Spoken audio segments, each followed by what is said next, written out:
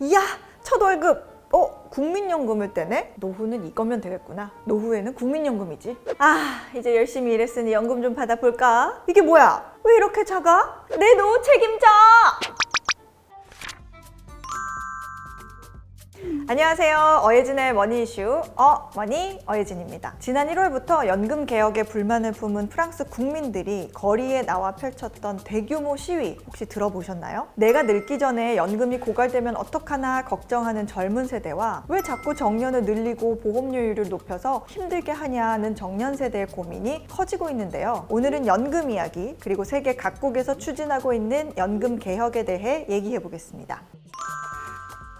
국민연금은 국민의 노후 소득 보장을 위해서 국가가 시행하는 사회보장제도입니다. 이건 국민이 선택해서 가입할 수 있는 게 아니라 강제적인 의무에 해당합니다. 국민연금의 경우 모든 나라가 의무 가입인데요. 우리나라는 1988년에 국민연금이 도입됐습니다. 참고로 독일보다는 국민연금 도입이 100년 늦었습니다. 우리나라 국민연금은 최소 10년을 가입하면 평생 받을 수 있는데요. 가입 기간이 길수록 연금을 많이 받게 설계돼 있습니다. 평균적인 국민연금 수익 비율은 약 1.8배로 낸 돈보다 더 많이 받는 구조입니다. 가입 기간 동안 평균 소득 대비 나중에 받을 연금 수령액이 어느 정도 되나 따진 비율을 소득 대체율이라고 합니다. 우리나라 평균 가입 기간은 대략 19년, 실질 소득 대체율은 22%가 조금 넘습니다. 그러니까 19년 동안 한 달에 평균 100만 원을 벌었다면 나중에 연금으로 월 22만 원을 받는다는 얘기죠.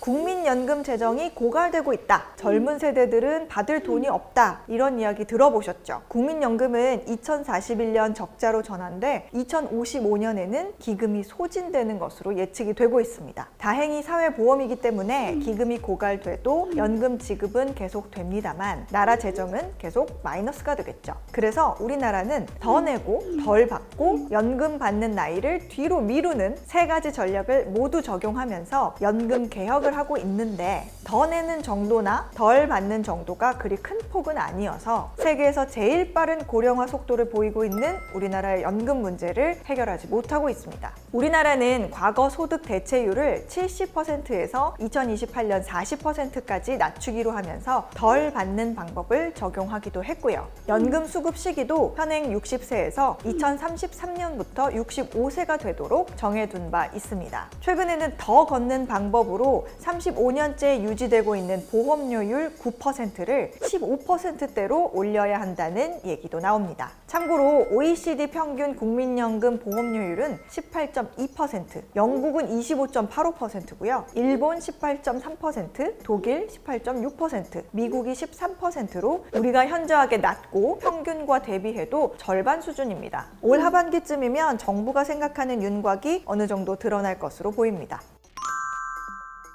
고령 인구가 늘어나는 나라는 연금 개혁이라는 이슈가 반드시 불거질 수밖에 없습니다. 연금을 타는 노인은 많고 그 재원을 마련하는 젊은이들은 상대적으로 적기 때문입니다. 그래서 연금 개혁 문제는 어느 나라든 나타나기 마련인 공통된 문제인데요. 그런데 이런 공통된 문제를 풀어가는 방법은 나라마다 조금씩 다릅니다. 다시 말해 연금 개혁 방식이 다르다는 건데요. 앞서 이야기했듯 크게 더 내게 하기, 덜 받게 하기, 그리고 늦게 받게 하기, 그리고 하나 더 각자 도생시키기 중 하나를 선택하거나 복합적으로 적용하는 방식입니다. 가까운 나라 일본은 연금 개혁을 성공시킨 대표적인 나라입니다. 2004년 대대적인 개혁을 통해 소득 대체율을 낮춰서 덜 받는 쪽으로 바꿨고요. 보험료율도 당시 13.58%였던 걸 매년 조금씩 13년에 걸쳐 올린 결과 현재 18.3%가 됐습니다. 100년을 내다보고 진행했다고 해서 100년 안심 플랜이라는 말도 나왔죠. 캐나다는 그보다 더 이전인 1995년에 연금 개혁을 했는데요. 5.5%였던 보험료율을 9.9%까지 더 내도록 이끌었고 연금의 일부를 금융시장에 투자해 수익을 얻겠다는 운용 개혁에도 나섭니다. 현재 캐나다 보험료율은 11.9%까지 올랐고 캐나다 연금의 최근 10년 연평균 수익률은 10%에 달합니다.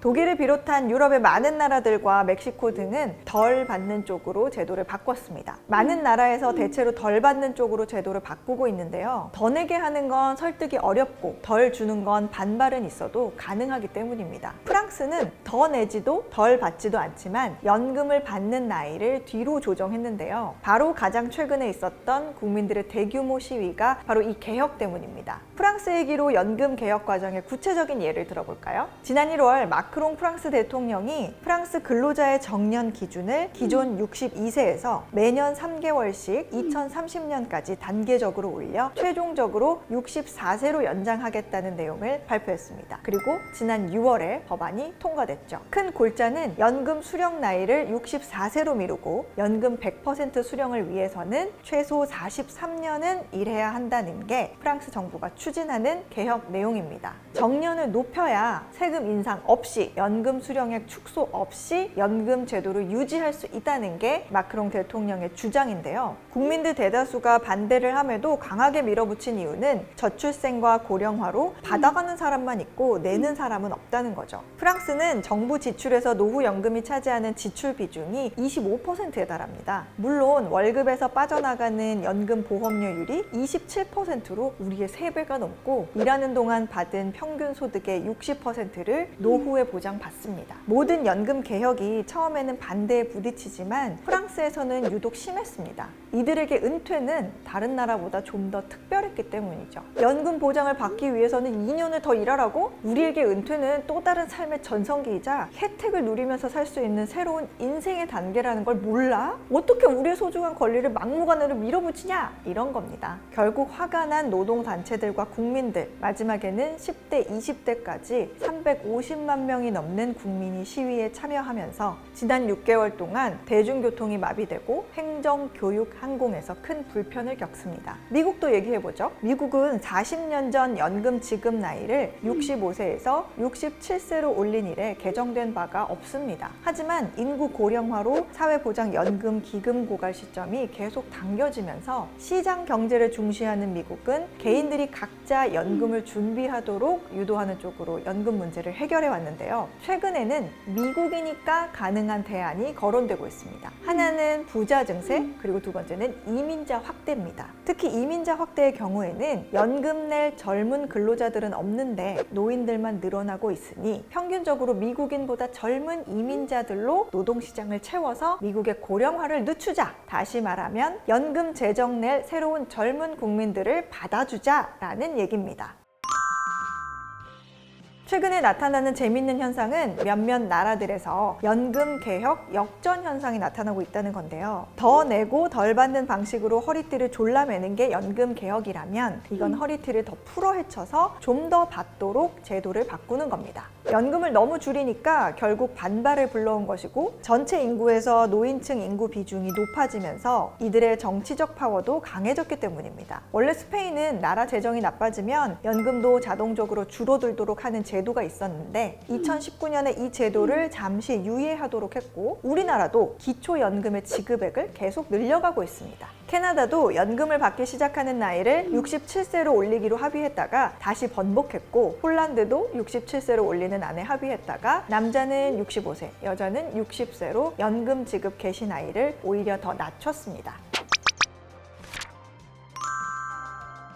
지금까지 여러 나라들의 연금 개혁이 어떤 방향으로 이루어져 왔는지를 말씀드렸는데요. 연금 개혁은 이러나 저러나 결국 돈이 더 생겨야 문제를 풀 수 있는 구조입니다. 그래서 많은 나라들은 어디서 돈을 더 가져올 것이냐를 두고 머리를 싸매고 고민을 하고 있는 겁니다. 오늘은 연금 개혁에 대해 이야기 나눠봤습니다. 다음 시간에도 알찬 내용으로 찾아오겠습니다. 고맙습니다.